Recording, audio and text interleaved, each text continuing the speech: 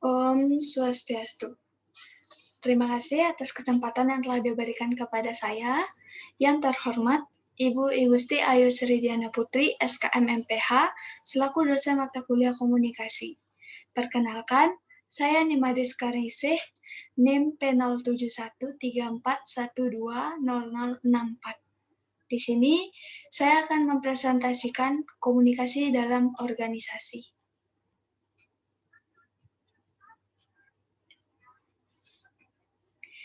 Pengertian komunikasi dalam organisasi merupakan proses menciptakan dan saling menukar pesan dalam suatu jaringan hubungan yang saling bergantung satu sama lain. Adapun pengertian komunikasi organisasi menurut para ahli, yaitu menurut Wirianto, komunikasi organisasi adalah pengiriman atau penerimaan berbagai pesan organisasi di dalam kelompok, baik formal maupun informal dari suatu organisasi. Komunikasi formal merupakan komunikasi yang disetujui oleh organisasi itu sendiri dan bersifat berorientasi kepentingan organisasi yang isinya berupa cara kerja dalam organisasi, produktivitas, dan berbagai pekerjaan yang harus dilakukan dalam organisasi. Sedangkan komunikasi informal yaitu komunikasi yang disetujui secara sosial.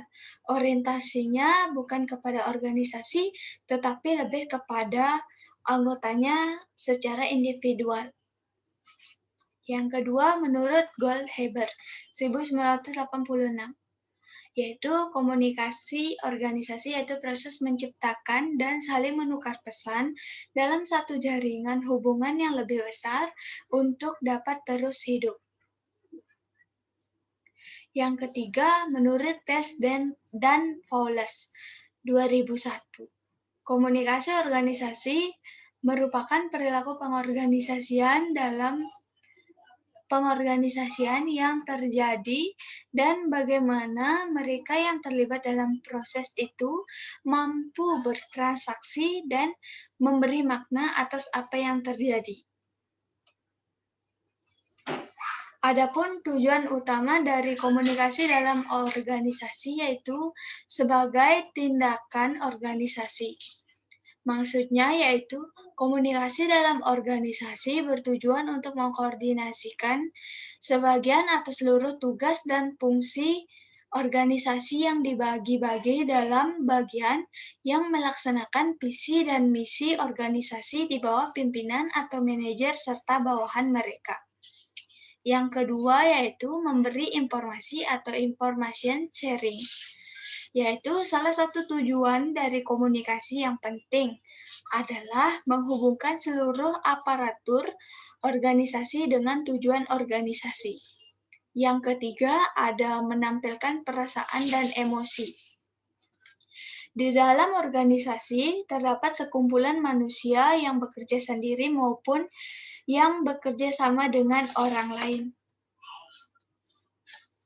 Jenis dari komunikasi dalam organisasi yaitu komunikasi vertikal, yaitu komunikasi yang ada timbal baliknya, seperti komunikasi dari pimpinan kepada anggota stafnya, begitupun dari anggota staf kepada pimpinannya. Contohnya yaitu komunikasi dari atas ke bawah, misalnya pimpinan memberikan instruksi, petunjuk, informasi, pengumuman, penjelasan, perintah, dan rapat kepada anggota stafnya. Adapun contoh dari komunikasi bawah ke atas yaitu seorang anggota staf memberikan laporan, saran-saran, kritikan, pengaduan kepada pimpinannya. Yang kedua ada komunikasi horizontal, yaitu komunikasi yang mendatar antara anggota staf dengan anggota staf lainnya. Komunikasi horizontal berlangsung secara tidak formal, lain dengan komunikasi vertikal yang berlangsung secara formal. Komunikasi horizontal ini terjadi tidak dalam suasana kerja. Yang ketiga ada komunikasi diagonal. Komunikasi diagonal yaitu komunikasi antara pimpinan seksi atau bagian dengan pegawai seksi atau bagian lainnya. Yang keempat ada komunikasi eksternal, yaitu komunikasi antara pimpinan organisasi atau perusahaan dengan khayalak Yusiden di luar organisasi. Adapun hambatan dalam komunikasi organisasi yaitu yang pertama, hambatan dari proses komunikasi. Terdiri dari hambatan dari pengirim pesan. Misalnya, pesan yang ingin disampaikan belum jelas dari pengirim pesan tersebut. Hal ini dipengaruhi oleh perasaan atau situasi emosional. Yang kedua, ada hambatan dalam simbol. Hal ini dapat terjadi karena bahasa yang dipergunakan antara si pengirim pesan dengan si penerima tidak sama, atau bahasa yang dipergunakan terlalu sulit untuk dimengerti. Yang ketiga, ada hambatan media. Hambatan media adalah hambatan yang terjadi dalam penggunaan media komunikasi. Misalnya, terdapat gangguan suara yang terputus-putus saat berkomunikasi karena gangguan sinyal. Yang keempat yaitu ada hambatan dalam bahasa sandi. Hambatan terjadi dalam menafsirkan sandi oleh si penerima. Yang kelima ada hambatan dari penerima pesan. Misalnya, kurangnya perhatian pada saat menerima atau mendengar pesan. Sikap, prasangka tanggapan yang keliru dan tidak mencari informasi yang lebih lanjut lagi. Yang keenam yaitu ada hambatan dari memberikan balikan. Balikan yang diberikan tidak menggambarkan apa adanya, akan tetapi memberikan interpretatif, hambatan tidak tepat waktu atau tidak jelas dan sebagainya. Yang kedua ada hambatan fisik. Hambatan fisik dapat mengganggu komunikasi yang efektif.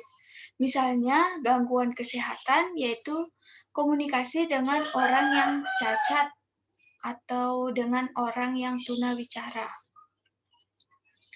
Yang selanjutnya yaitu ada hambatan semantik, yaitu faktor pemahaman bahasa dan penggunaan istilah tertentu. Kata-kata yang dipergunakan dalam komunikasi kadang-kadang mempunyai arti yang berbeda, tidak jelas atau berbelit-belit antar pemberi pesan dengan si penerima pesan. Misalnya, ada perbedaan bahasa, di antaranya yaitu bahasa daerah, bahasa nasional, maupun bahasa internasional. Yang keempat yaitu ada hambatan psikologis dan sosial, yaitu kadang-kadang mengganggu komunikasi. Misalnya, perbedaan nilai-nilai serta harapan yang berbeda dalam pengirim pesan dan menerima pesan, sehingga menimbulkan emosi di atas pemikiran-pemikiran dari pengirim dengan penerima pesan hendak disampaikan. Yang kelima ada hambatan manusiawi. Hambatan manusiawi ini terjadi karena adanya faktor emosional, prasangka pribadi, persepsi, kecakapan atau ketidakcakapan, kemampuan atau ketidakmampuan alat-alat panca indera seseorang. Adapun cara mengatasi hambatan komunikasi dalam organisasi itu sendiri yaitu dengan menggunakan umpan balik, yaitu beri kesempatan kepada orang lain untuk menyampaikan ide atau gagasan sehingga terciptanya komunikasi dua arah. Yang kedua ada kenali si penerima berita, yaitu bagaimana latar belakang pendidikannya, bagaimana pengetahuan tentang subjek pembicaraan, dan sejauh mana minat dan perasaannya. Yang ketiga ada rencanakan secara teliti. Maksudnya yaitu pertimbangkan dengan baik-baik. Apa, mengapa, siapa, bagaimana, dan kapan. Baik, sekian dari presentasi saya hari ini. Saya mohon maaf apabila ada tutur kata yang kurang baik. Dan saya akhiri presentasi ini dengan para mesanti. Om Santi Santi Santi Om. Terima kasih.